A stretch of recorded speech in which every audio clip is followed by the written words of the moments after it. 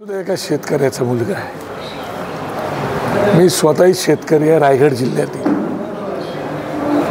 आणि फक्त एका शेतकऱ्याने आपली या ठिकाणी वेदना बोलून दाखवली।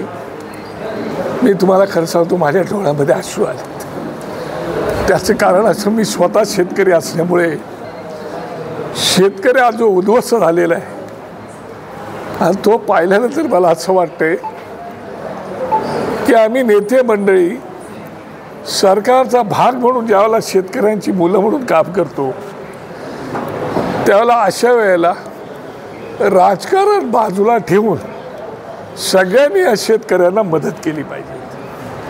मग ते केंद्र सरकार असो, राज्य सरकार असो, त्यांनी कोणताही विचार न करता, निकष न पाहता हा माझा शेतकरी कसा उभा राहील। कारण तोंडावर दिवाळी आलेली आहे, उपजीविकेचं साधन गेलेलं आहे, गुरंढोरं वाहून गेलेली आहेत, जमीन खरवडून गेलेली आहे आणि सरकार अत्यंत तुटपुंजी मदत देतो आहे।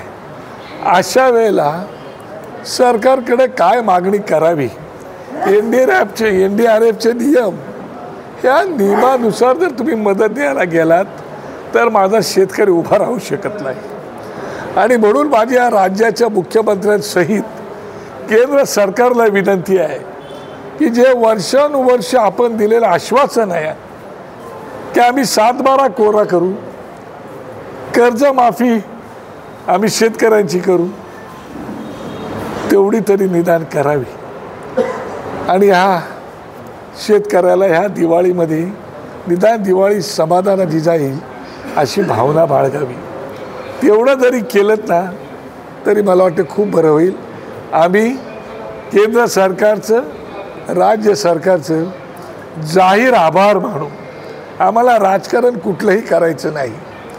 काय शेतकऱ्यांना देत आहे ते आमच्या दृष्टीने फार महत्त्वाचं आहे। आणि म्हणूनच सन्मान्य राजसाहेब ठाकरे यांच्या आदेशाने मी स्वतः, मनोज चव्हाण, दिलीप धोत्रे, आमचे संतोष नागरगोजे आणि आमची सगळी टीम या ठिकाणी आता येणारी रब्बीची जी पिकं आहेत, खरीपाचं पीक तर वाहून गेलो, सरकार उद्ध्वस्त झाला। आता निदान रब्बीच्या पिकांमध्ये तरी या शेतकऱ्याला मदत व्हावी। आता एक शेतकरी जे बोलला की रब्बीचं पिकाचं काय करायचं,